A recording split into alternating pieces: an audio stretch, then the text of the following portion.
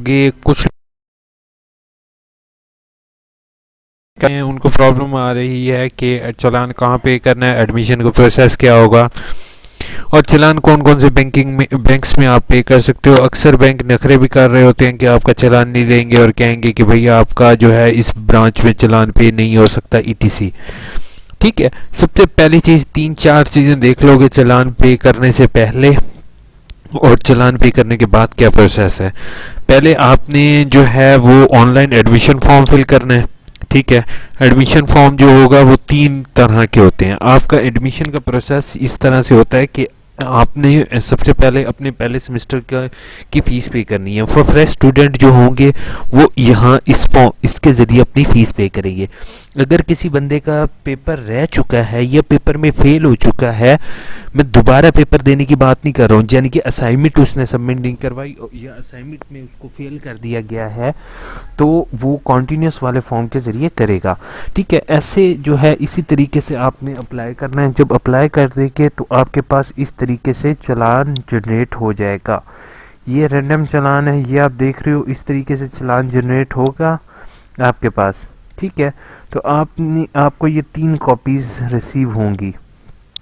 ठीक है, admission department की, स्टूडेंट कॉपी और बैंक का कॉपी।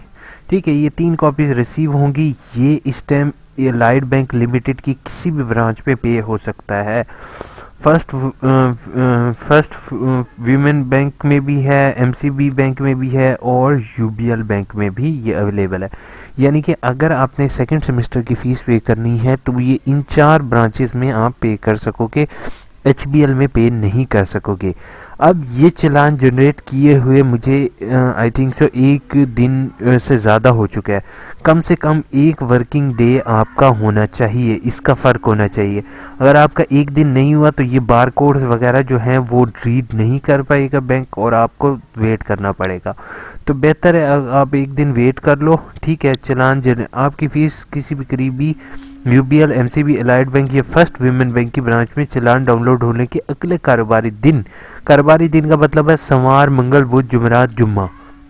अगर आपने जुमेरात को भरा है तो जुम्मे वाले दिन वेट करोगे। हफ्ते को अगर बैंक खुला होता है, कोई कुछ ब्रांचेज ओपन होती है तो वहाँ पर पे कर दोगे। ठीक है, उसके बाद जो है ये इसी ब्रांच में आप इसी तरीके से पे करोगे। ये तो है जो बच्चे फेल हो गए हैं या जिनका कोई पेपर रह गया। अच्छा, अब अगर आपने डिग्री वगैरह लेनी है तो इसके लिए अलग फॉर्म जनरेट होगा।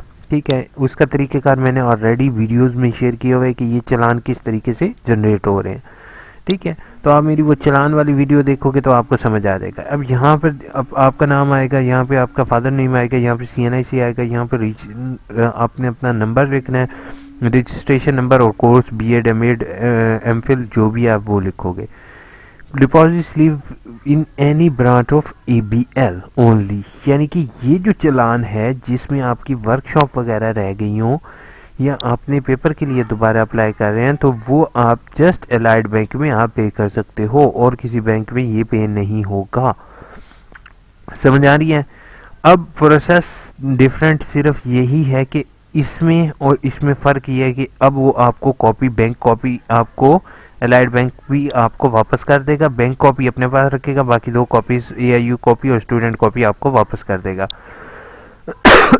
आपने वो स्टूडेंट कॉपी जो है, स्टूडेंट कॉपी और ये कॉपी आपको खुद ही भेजनी, स्टूडेंट कॉपी अपने पास रख दोगे, ये आपने खुद भेजनी है। ये आप एलाइड बैंक में पे कर सकते हो, यानी कि अगर आपने वर्कशॉप रहेगी और वर्कशॉप की फ़ीस, डिग्री की फ़ीस, डिग्री वेरिफिकेशन फ़ीस या कोई भी इस तरह की degree verification, rechecking fees, tutor की रजिस्ट्रेशन की फ़ीस, इसके अलावा thesis fees, correction fees, address correction fees, reappear fees, जैसे किसी का पेपर रह गया हो, ये एलाइड बैंक में पे होगी। ठीक है, तो thank you so much video देखने के लिए। उम्मीद है आपके सवालों का जवाब मिल गया होगा आपको।